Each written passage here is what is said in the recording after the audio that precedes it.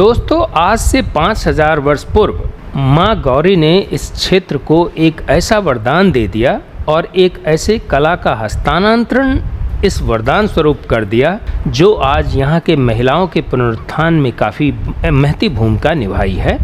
आज हम मिथिला कला के जिस रूप को देख रहे हैं वह कभी दीवारों पर की जाने वाली पेंटिंग थी या टेराकोटा फिगर पर की जाने वाली पेंटिंग थी या फिर आप यूँ कहें कि जो फ्लोर पेंटिंग था उसके फॉर्म में था, लेकिन आज यह अपना स्वरूप बदलते हुए कैनवास पर आ चुका है, कपड़ों पे आ चुका है। कई साड़ियाँ, धोतियाँ, इनकी प्रिंटिंग होती है, रुमाल का प्रिंटिंग होता है और इसी के साथ साथ जो पोस्टर साइज़ का पेंटिंग होता है, जो खास करके जो दीवार वाली पेंटिंग होती थी वो आज पोस्टर के स्वरूप में आ चुका है। जब यहाँ पे सुखाड़ और बाढ़ आया और यहाँ की महिलाओं की स्थिति काफ़ी दयनीय थी तो उनके स्थिति को सुधारने में इस पेंटिंग ने अपना महत्वपूर्ण योगदान दिया है, क्योंकि कई सारे लोगों ने इस पेंटिंग को कमर्शलाइज करने के लिए यहाँ की महिलाओं में जो यह कला घर घर में घुसी हुई थी इसको निकाल करके बाहर के दुनिया में दिखाने का प्रयास किया। दोस्तों, शुरुआत के दिनों में जब इसको कमर्शलाइज किया जा रहा था तो यह एक काफ़ी कठिन दौर था,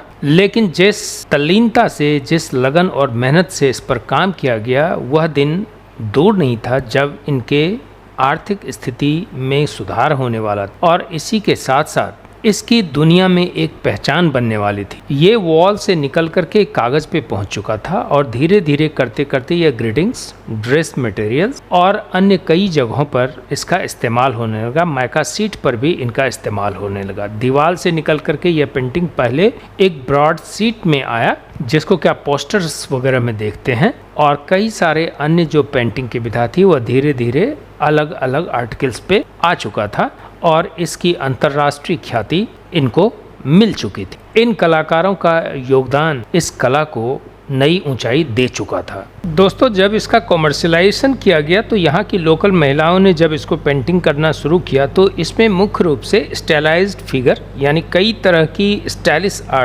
चित्रों का चित्रण करना और उसी के साथ साथ शेर को एक विशेष मुद्रा में दिखाना और उनके सारे जो बॉडी पे उनके लाइंस होते हैं उसको बिल्कुल अच्छी तरीके से उकेरना। इसी के साथ साथ इस तरह के ह्यूमन प्रोफाइल यानी मानव कृति को क्रिएट करना जो कि एंशिएंट क्रेटर एज का कुछ झलक दिखाता हो, और उसके साथ साथ वहाँ का जो लोकल इंडिजिनस एक्टिविटीज़ था उसको इस कृति में शामिल किया जाने लगा और इनमें जिन रंगों का प्रयोग किया गया वो काफ़ी ब्राइट नेव कलर जिसको कहते हैं, यानी कि काफ़ी चमकीले, तड़कीले, भड़कीले रंगों का प्रयोग इसमें किया गया।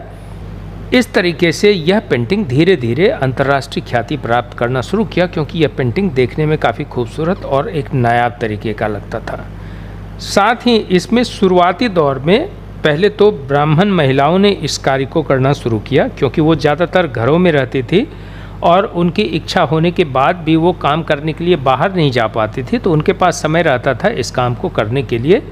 लेकिन लगभग एक दशक के बाद इस कार्य में वहाँ की कायस्थ महिलाएं भी शामिल हो चुकी थी, लेकिन दोनों ने अपने अपने डिस्टिंग्विश पैटर्न को डेवलप किया जो कि इस पेंटिंग को अंतर्राष्ट्रीय ख्याति प्राप्त कराने में एक अलग अलग स्टाइल की वजह से ज़्यादा मौका मिला और ज़्यादा आसान हुआ।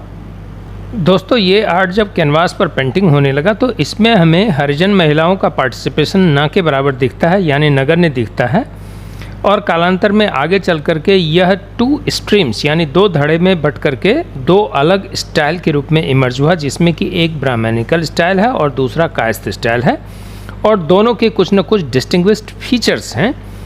इस वजह से इनकी 2 अलग पहचान बनी। यह पेंटिंग्स अंतर्राष्ट्रीय स्तर पर काफ़ी सराहा गया है। इसका हम थोड़ा और जिक्र करेंगे। इस स्टाइल के बारे में कभी कभी आपके पीसीएस और यूपीएससी में प्रश्न पूछ देते हैं और यह भी पूछ देते हैं कि किस वजह से जो है नीचे तबके की महिलाएं इसमें नहीं आ पाएँ। तो इसका कोई सप्रेस करने या दबाने का कोई प्रयास रहा हो ऐसा नहीं है, क्योंकि यह आपकी कला है और आपको निखार के लाना है। तो कला के क्षेत्र में चूँकि जो ब्राह्मणिकल महिलाएं थी वो अपने घर में बैठी रहती थीं, तो उनके पास समय होता था और उनकी भी जिज्ञासा थी कि वो भी बाहर निकल करके कुछ काम करें, लेकिन ऐसा उनको अपॉर्चुनिटी नहीं मिल पाता था।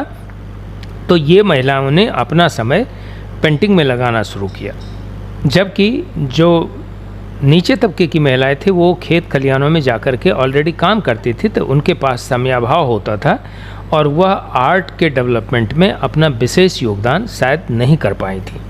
इस कला का इस क्षेत्र में क्या योगदान है? 1960 के दशक में मधुबनी चित्रकारों ने गरीब मिथिला क्षेत्र में महिलाओं के आय को बढ़ाने के लिए, उनके स्रोत को जुटाने के लिए कैनवास और कागज़ पर पेंटिंग शुरू करवाई, ताकि इन पेंटिंग्स को दूर ले जा कर के बेचा जा सके और उनके लिए कुछ पैसे का जुगाड़ किया जा सके। मधुबनी पेंटिंग परंपरा ने 2012 में भारत में संरक्षण प्रयासों में बहुत महत्वपूर्ण भूमिका निभाई है। जहां बिहार राज्य में लगातार वनों की कटाई हो रही थी, ग्राम विकास परिषद, एक गैर सरकारी संगठन ने बिहार में स्थानीय पेड़ों को विकास और सड़क विस्तार से कटने से बचाने के लिए पहल की और इसे चित्रों के माध्यम से उकेरा। स्थानीय चित्रकारों को वनों की कटाई को रोकने के लिए चूने, गोंद और सिंथेटिक एनिमल के मिश्रण से पेड़ों को रंगने के लिए नियुक्त किया गया, ताकि इन पेड़ों पर देवी देवताओं के चित्र उकेरे जा सकें, ताकि काटने वाले को थोड़ी सी दया आए और काटने से वह रुक सके। चित्रों में भगवान और अन्य धार्मिक और आध्यात्मिक चित्र जैसे राधा कृष्ण, राम सीता, रामायण और महाभारत के दृश्य और अन्य महाकाव्य शामिल थे, जिनको कि इन पेड़ों पर उकेरा गया। इन कला रूप का मधुबनी के स्वरोजगार महिला से अच्छा खासा संबंध है। मधुबनी कलाकारों को कई संग्रहों और प्रदर्शनियों में शामिल किया गया है, जिसमें यूनेस्को क्रिसमस कार्ड, उसी तरह से सैन फ्रांसिस्को के एशियाई कला संग्रह से एक प्रदर्शनी शामिल है जिसका शीर्षक है painting is my everything, art form India's Mithila region in 2018। इनके कई कलाकार आज अंतर्राष्ट्रीय ख्याति प्राप्त हैं, जिनमें से मुख्य रूप से कर्पूरी देवी, सीता देवी, जगदम्बा देवी, गंगा देवी, बउआ देवी, महासुंदरी देवी और गोदावरी दत्ता शामिल हैं। इनके कलाकारों को कई सारे पुरस्कारों से नवाजा जा चुका है। मधुबनी पेंटिंग को आधिकारिक मान्यता 1969 में मिली, जब सीता देवी को बिहार सरकार द्वारा राज्य पुरस्कार मिला। जितवारपुर गांव की ममता देवी को भी राष्ट्रीय पुरस्कार मिला। मधुबनी के भजरौल की जगदम्बा देवी को 1975 में पद्मश्री और मधुबनी के पास जितवारपुर गांव की सीता देवी को राष्ट्रीय पुरस्कार दिया गया। जगदम्बा देवी के पालक पुत्र सत्यनारायण लाल कर्ण और उनकी पत्नी मोती कर्ण भी जाने माने मिथिला कलाकारों में शुमार है और उन्होंने 2003 में संयुक्त रूप से राष्ट्रीय पुरस्कार जीता था। सीता देवी को 1981 में पद्मश्री भी मिला था। सीता देवी को 1984 में बिहार रत्न और 2006 में शिल्प गुरु से भी सम्मानित किया गया था। इस तरीके से यह कला राष्ट्रीय और अंतर्राष्ट्रीय स्तर पर अपना पहचान बनाने में कामयाब हुई हैं।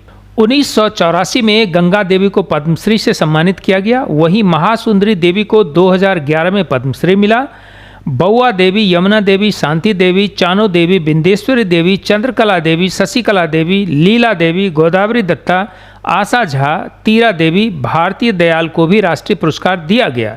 श्री चंद्रभूषण लाल दास रसीदपुर मधुबनी के रहने वाले हैं, को 2003 में राष्ट्रीय पुरस्कार मिला। उसी तरह से अंबिका देवी, वह भी रसीदपुर मधुबनी की हैं, को 2009 में राष्ट्रीय पुरस्कार मिला। मनीष झा जो कि राघवपुर बलाट मधुबनी के ही रहने वाले हैं, उनको भी पुरस्कार मिला। श्रीमती आशा झा जो कि कथलबाड़ी बेलभोर दरभंगा के हैं और श्री देवेंद्र कुमार झा जितवारपुर मधुबनी को 2013 में संयुक्त रूप से राष्ट्रीय पुरस्कार मिला। 2020 में मधुबनी कलाकार दुलारी देवी ने कला में योगदान के लिए पद्मश्री प्राप्त किया। इस तरीके से यह कला राष्ट्रीय स्तर पर कई अवार्ड जीतने में शामिल हुई हैं और इनके कलाकारों ने अपनी संजीदगी पेंटिंग और जो धार्मिक चित्रण है और जो शादी विवाह का चित्रण है उसके लिए अपना एक विशेष स्थान बनाया है। इस तरीके से उम्मीद करते हैं कि मिथिला पेंटिंग का आप बेसिक्स समझ पाए होंगे। इसके ऊपर कई सारे रिसर्च पेपर हैं जिसको कि यह आर्टिकल आपके सामने लाने के लिए कंसल्ट किया गया है। इस पेंटिंग का हमें रामायण में भी जिक्र मिलता है और शिव पुराण में भी इसका जिक्र मिलता है। कई बार ये पूछ देता है कि किन किन पुराणों और किन किन ग्रंथों में इस पेंटिंग्स का जिक्र मिलता है, और कई बार इसकी उम्र पूछी जाती है कि यह कब से एग्जिस्टेंस में है। तो ऐसी मान्यता है कि यह 5000 वर्ष पुराना है जब से इस पेंटिंग की शुरुआत की गई है। हालांकि राम भगवान के जन्म का इसमें जिक्र मिलता है, तो उस लिहाज से यह लगभग 3500 वर्ष पुरानी होनी चाहिए।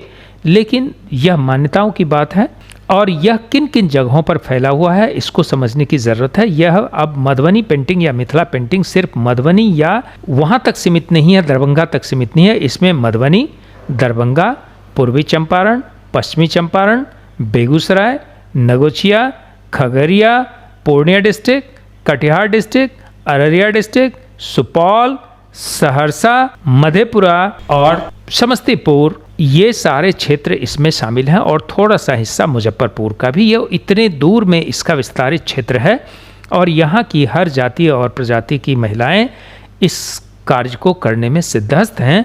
सब में यह कला उनके पूर्वजों के द्वारा उनको ट्रांसफ़र किया गया है, और वहाँ के कई सारे धार्मिक अनुष्ठानों में इन महिलाओं के द्वारा इस कला को आप बनाते देख सकते हैं, और नेचुरल कलर का ही अभी तक भी इस्तेमाल किया जाता है। तो उम्मीद करते हैं कि आप इस कला को सही तरीके से समझ पाए होंगे। धन्यवाद। अगर यह कंटेंट आपको अच्छा लगा हो तो अपने दोस्तों के साथ, खास करके जो बच्चे कंपटीशन की तैयारी कर रहे हैं, उनके साथ शेयर ज़रूर करें, और अगर कोई इसमें जानकारी मिसिंग हो तो वह भी बताएं, ताकि इसका दूसरा संस्करण बता करके आपको बताया जा सके। धन्यवाद।